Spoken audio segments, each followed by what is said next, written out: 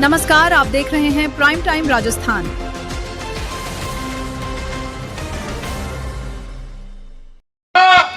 लेकिन जैसी धरती होती है वैसा भाव मुंह प्रसट में होता है और चेतक में भी वे देशभक्ति थी। गोगुंदा की ऐतिहासिक राज तिलक स्थली पर वीर शिरोमणि महाराणा प्रताप की 486वीं जयंती श्रद्धा और उत्साह के साथ मनाई गई। कार्यक्रम में लोकसभा अध्यक्ष ओम बिड़ला मुख्य अतिथि के रूप में शामिल हुए।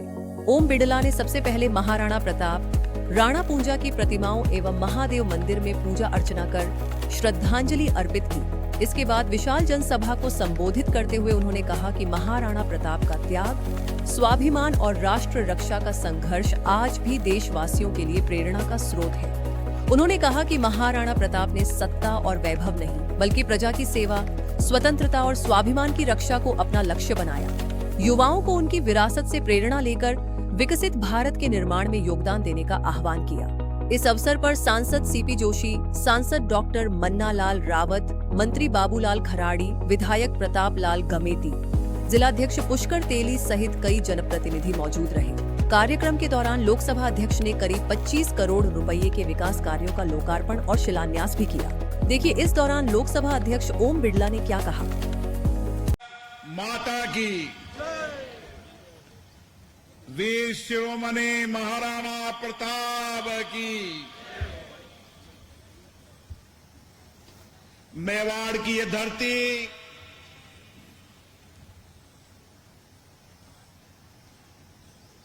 जिसने देश और दुनिया के अंदर शौर्य, वीरता और स्वाभिमान का संदेश दिया,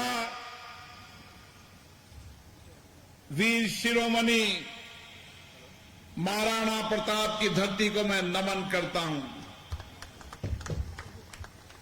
ये मेवाड़ की धरती का इतिहास आज भी हमारी वर्तमान भावी पीढ़ियों को प्रेरणा दे रहा है और महाराणा प्रताप के शौर्य, वीरता, स्वाभिमान, स्वतंत्रता के लिए उनका संघर्ष, हिंदू राष्ट्र को बचाने का उनका संघर्ष दुनिया के इतिहास में प्रेरणादायी है। दुनिया के अलग अलग देशों के अंदर भी महाराणा प्रताप की वीरता, उनका शौर्य, उनका स्वाभिमान, उनका संघर्ष दुनिया के देशों को भी प्रेरणा देते हैं कि भारत की धरती में ऐसे वीर पैदा हुए हैं। और ये वही धरती है जिस धरती पर महाराणा प्रताप का राज तिलक हुआ। लेकिन राज तिलक जरूर हुआ, लेकिन उन्होंने राजा के रूप में नहीं, प्रजा की सेवा के लिए, मेवाड़ की स्वतंत्रता के लिए, यहां के लोगों की रक्षा करने के लिए, यहां के लोगों के स्वाभिमान के लिए, यहां के आर्थिक सामाजिक जीवन में परिवर्तन करने के लिए उन्होंने सब कुछ समर्पण कर दिया। उस समय उनके पास भी राज शासन की तरह, वैभव की तरह जिंदगी जीने का अवसर था, लेकिन उन्होंने राजसी वैभव की जिंदगी जीने की बजाय गांव ढानी में रहने वाले ये हमारे स्वाभिमानी जनता जो अपनी स्वाभिमान, स्वतंत्रता के लिए सब कुछ बलिदान कर सकती है, जब युद्ध का समय आया, राणा पूंजा अपनी भील सेना को लेकर युद्ध के मैदान में आए, हाथ में हथियार थे, लेकिन स्वाभिमान की रक्षा करने के लिए अबुद्ध साहस था। उनके पास आधुनिक हथियार थे, लेकिन गांव ढानी के उन हथियारों को लेकर राष्ट्र की रक्षा के लिए, स्वाभिमान के लिए वो महाराणा प्रताप के साथ युद्ध लड़ने आए। ये धरती बहुत वीरता शूरता की धरती है। महाराणा कुंभा का इतिहास, महारानी पद्मिनी का शौर्य, ऐसे वीरता के कई इतिहास इस मेवाड़ की धरती के हैं।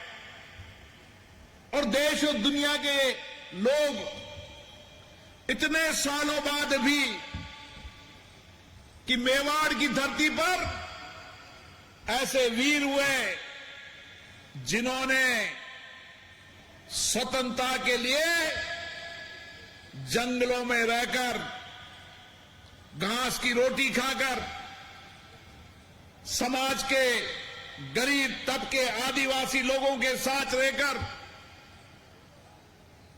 राष्ट्र के स्वाभिमान की रक्षा करने का वचन निभाया।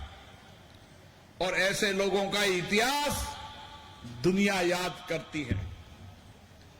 और महाराणा प्रताप के इतिहास के साथ ही आज की पीढ़ी को भी शौर्य वीरता के लिए प्रेरणा मिलती है। और हजारों साल तक आने वाली पीढ़ियों को समय और सीमा के बाद भी प्रेरणा मिलती रहेगी देश और राष्ट्र के समर्पण सेवा के लिए। और इसीलिए यह समय है कि हम सामूहिकता से काम कर एक साथ मिलकर इस देश को आगे बढ़ाने में, इस देश को विकसित भारत बनाने के लिए हमको और कड़ी मेहनत, कठिन परिश्रम करना होगा। हमारी पीढ़ियां को आने वाला समय विकसित भारत का समय मिले, जिसके अंदर यहां की विरासत भी हो, यहां की आधुनिकता भी हो, और विरासत की संस्कृति ही लोगों को प्रेरणा देती रहती है। और इसीलिए वर्षों गुजर जाएंगे, कालखंड गुजर जाएंगे, लेकिन महाराणा प्रताप को दुनिया हमेशा याद रखेगी। और इसीलिए हम भी जब दुनिया के कई देशों में जाते हैं, वहां भी महाराणा प्रताप की प्रतिमा लगाते हैं और लोग वहां भी प्रेरणा लेते हैं। वो देश की नौजवान पीढ़ी, वहां की आने वाली पीढ़ी को महाराणा प्रताप से प्रेरणा मिले, ये इस धरती को सौभाग्य मिला है। और आपको ये सौभाग्य मिला है कि आप महाराणा प्रताप की धरती से पैदा हुए हैं। जो महाराणा प्रताप की धरती से पैदा होने वाले उन महापुरुषों को नमन करता हूं। और जिस बड़ी संख्या के अंदर यहां महिला आई है, वो महिलाएं आज भी त्याग और समर्पण, सब कुछ स्वाभिमान के लिए समर्पण करना, इस प्रेरणा से आई है। महाराणा प्रताप की यह धरती, जिसने आज भी अभाव देखे हैं, कठिनाई देखी है, चुनौती देखी है, लेकिन अभाव, कठिनाई, कितनी भी चुनौतियां हो, साहस और स्वाभिमान और संकल्प से देश में कुछ भी जीता जा सकता है, कुछ भी प्राप्त किया जा सकता है। और इसीलिए यही संस्कृति, यही संस्कार इस धरती के हैं जो देश और दुनिया को प्रेरणा दे रहे हैं। और इसीलिए हल्दी घाटी के युद्ध को भी आज प्रेरणा का स्थान बन चुका है। हल्दी घाटी के युद्ध पर जिस वीरता शूरता के साथ महाराणा प्रताप, राणा पूंजा, हमारे आदिवासी लोग जिस देश की रक्षा के लिए लड़े, हल्दी घाटी का युद्ध भी लोगों के लिए प्रेरणा का स्रोत है। इसलिए साथियों, ये सबे देखो, महाराणा प्रताप के साथ उनके चेतक को भी इसलिए याद करते हैं, मूक पशु था लेकिन जैसी धरती होती है वैसा भाव मुंह प्रसक में होता है, और चेतक में भी वे देशभक्ति थी। और इसीलिए आप सब उस देशभक्ति, स्वाभिमान, संघर्ष, वीरता, समर्पण की धरती के लोग आते हैं। मुझे पता है आज भी बहुत सारी कठिनाइयां हैं, चुनौतियां हैं, लेकिन उस कठिनाई चुनौतियों के बाद भी हमारा देश आगे बढ़े, इस संकल्प के लिए यहां पर काम कर रहे हैं। हम सब आज महाराणा प्रताप की जयंती पर महाराणा प्रताप के जीवन से प्रेरणा लेके जाएं, महाराजा कुंभा से प्रेरणा लेकर जाएं, समर्पण, त्याग, बलिदान से महारानी पद्मिनी से प्रेरणा लेकर जाएं, राणा पूंजा से प्रेरणा लेकर जाएं।